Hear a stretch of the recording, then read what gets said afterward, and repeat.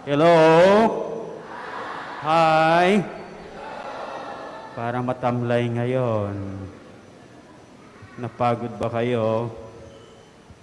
Mayroon po akong isang tanong. At ang tanong na ito, sino-sino rito ang hindi naniniwala na tayo ay muling mabubuhay? Naintindihan nyo? Uulitin ko.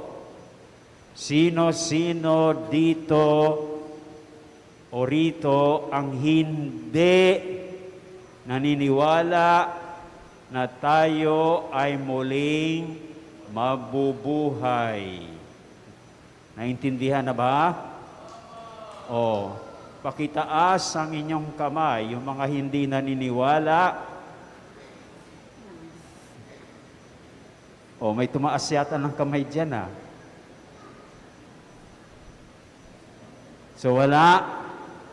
So, ibig sabihin, tayong lahat ay naniniwala na si Kristo ay muling, hindi pala, tayo ay muling mabubuhay. Amen?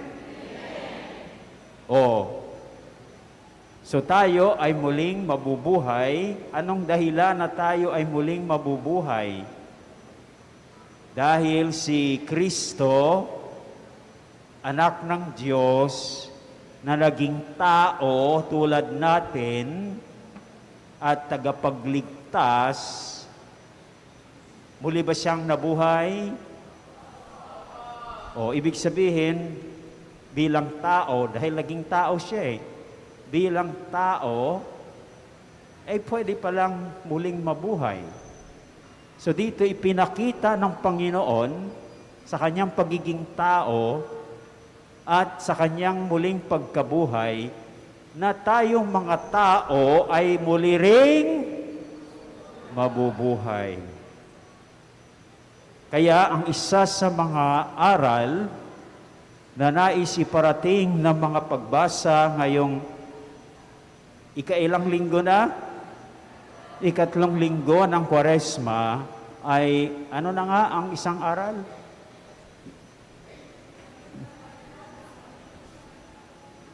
Ang Panginoong Hesus ay muling mabubuhay at ano-ano ang dapat nating gawin para tayo rin ay muling mabubuhay. So una, ang Panginoon ay muling nabuhay.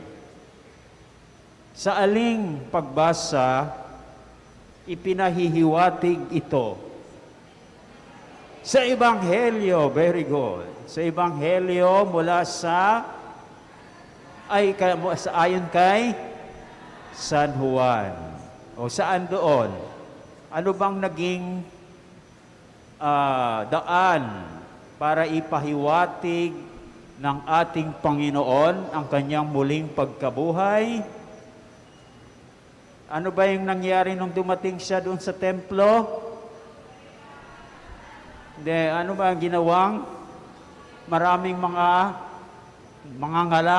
nangangalakal at mga baka, mga tupa nandoon. Gusto ba niyo mangyayaring ganyan dito? May mga baka dyan. Dito, mga maraming pusa. No? Nakikita ba niyo yung mga pusa dyan? Dapat hindi natin yung mga pusa Hindi po ba? Amen pa? Kasi nagugulo. Halimbawa, nandito sa misa, takbo ng takbo diyan ng pusa. Napunta na yung atensyon natin sa pusa. Yan bang dapat mangyari?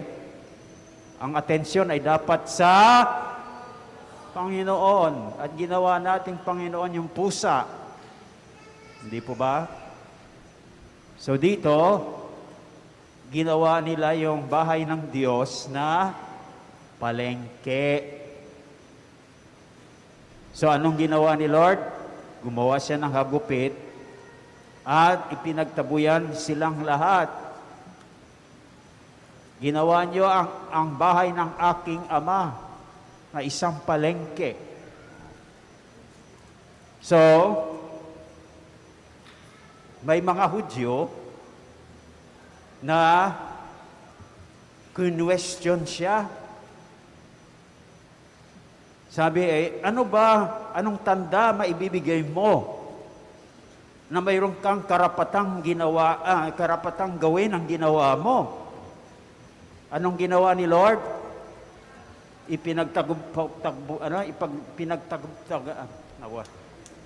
Ano yan? Uli? Yan ang ginawa niya.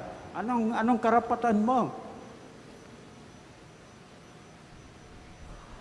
Siyempre, mahirap.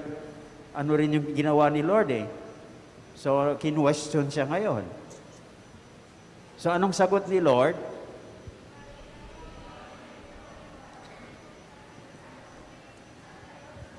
Very good.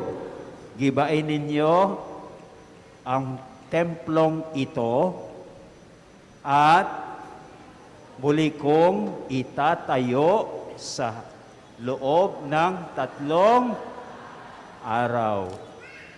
Ano yung pagkakaintindi ng mga Hudyo nung binanggit ng Panginoon yung templo?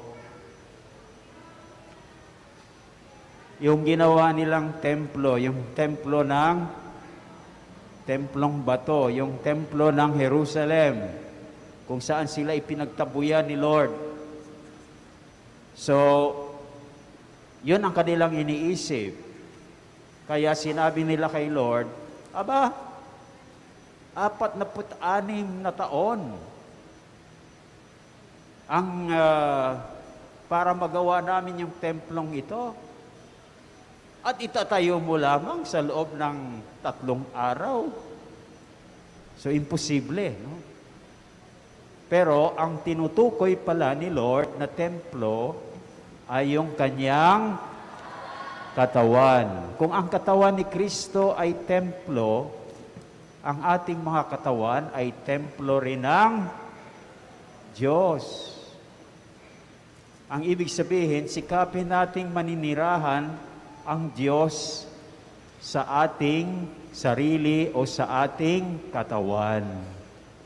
Dahil templo yan Huwag nating ipagtabuyan ang Diyos sa ating katawan o sa ating sarili kapag tayo ay gumawa ng kasamaan. Mananatili ba yon ang Diyos sa ating katawan, sa ating sarili, kung tayo may kasalanan? Ibig sabihin, hindi natin dapat gawin natin yun So, ang kanyang tinutukoy ay ang kanyang katawan. Nagigibain, sinong gigiba ng kanyang katawan? Ay ang mga Hudyo rin. Bakit anong gagawin nila? Pahihirapan, patayin sa pamamagitan ng kanyang pagkapako sa krus, at siya ay muling mabubuhay. Kaya, ang nangyari, hindi pa rin naintindihan yon ng mga alagad. At alam nyo kung kailan lang nila naintindihan yon, yung sinabi ni Lord? Nung siya ay muling nabuhay. Yan palang ibig niyang sabihin nung gibain ninyo ang templong ito. At sa loob ng 3 araw ay itatayo ko. So dito, ipinahiwatig ng Panginoon ang kanyang muling pagkabuhay at talagang totoo dahil siya ay muling nabuhay. Ngayon, kung ang Panginoon ay muling nabuhay, hindi naman automatic na tayo rin ay muling mabubuhay. Tama? Dapat mayroon tayong gagawin. Nasa Diyos ang awa, nasa tao ang gawa. So yung mga gagawin natin ay nandoon sa liwanag ng mga pagbasa ng mga Ilang pagbasa? 3 pagbasa. No? Doon makikita natin ang mga dapat nating gagawin. Sa unang pagbasa, mula sa aklat ng Exodo, ano ang ating dapat gawin? O, area 5. Ha? Lakasan mo. Sundin natin yung 10 utos. O, galing ano? Alam niyo yung 10 utos? O, alam na pala ninyo eh, no? Kasi pag isa-isahin natin, baka abutin tayo ng... O, pag-aralan niyo yun ha, yung 10 utos.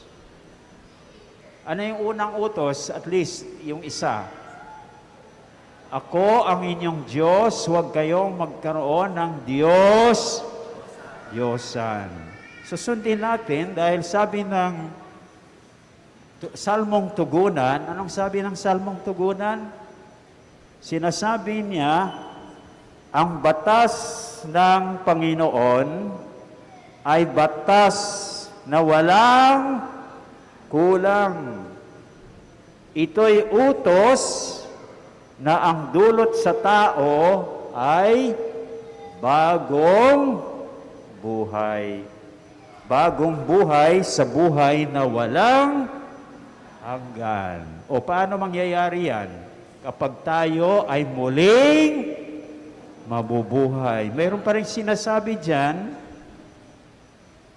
ang tuntuning ibinigay ng poon ay wastong utos. Liligaya ang sinuman kapag ito ang sinunod. You see?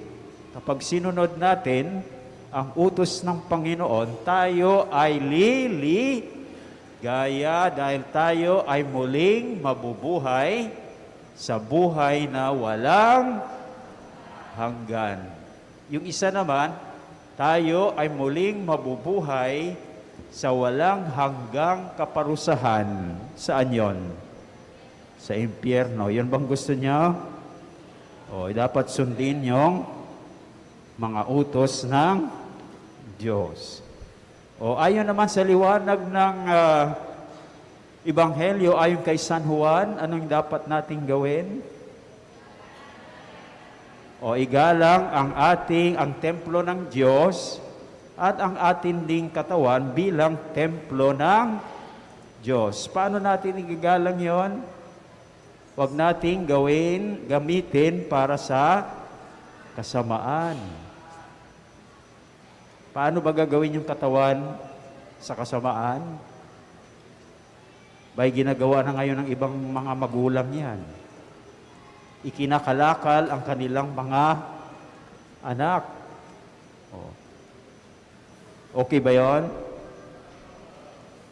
Dahil inilalapastanganan mo, kapag ginawa mo yan, nilalapastanganan mo ang templo ng Diyos, yung katawan.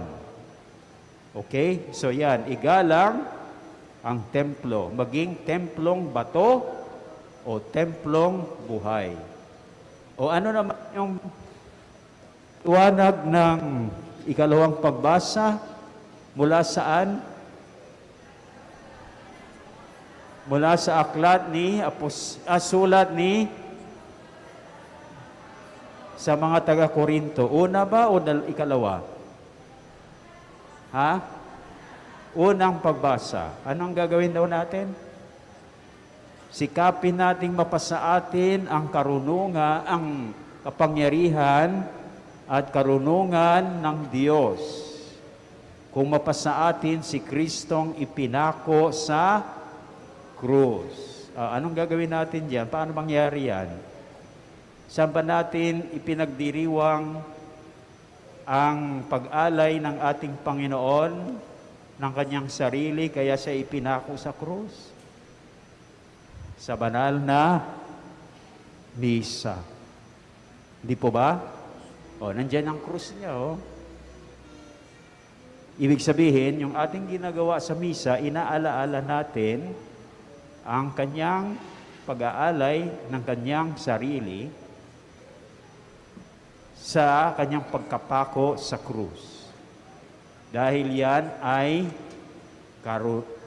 kapangyarihan at karunungan ng Diyos. Kapangyarihan dahil sa pamamagitan ng pagkapako kay Lord, iniligtas niya tayo. Kung tayo mahina-hina lang, kung siya'y mahina-hina lamang, may iligtas kaya niya tayo? So dapat may kapangyarihan. At karunungan, dahil ito ang magdadala sa atin sa buhay na walang hanggan. O marunong ka ba o hangal ka? Kung hindi ka mapupunta sa buhay na walang hanggan. Kapag napunta ka, kahangalan ba yon o karunungan? O hindi niya masagot. Kapag napunta ka ng buhay na walang hanggan, karunungan ba yon o kahangalan? Karunungan. So, yan ang dapat nating gawin. Ano uli? Para i-summarize natin, ang una, sundin ang 10 utos. Ikalawa, igalang ang templo, maging templong bato o templong buhay. At sikapin na mapasa atin ang karunungan ay ang kapangyarihan at karunungan ng Diyos. Kung gagawin po natin yan, ang nangyaring muling pagkabuhay sa ating Panginoon ay mangyayari din sa bawat isa sa atin. Amen?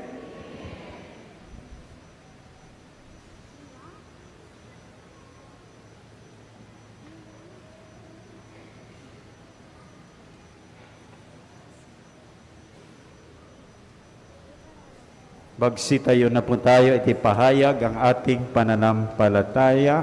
Sumasampalataya ako sa Diyos amang makapangyarihan sa lahat,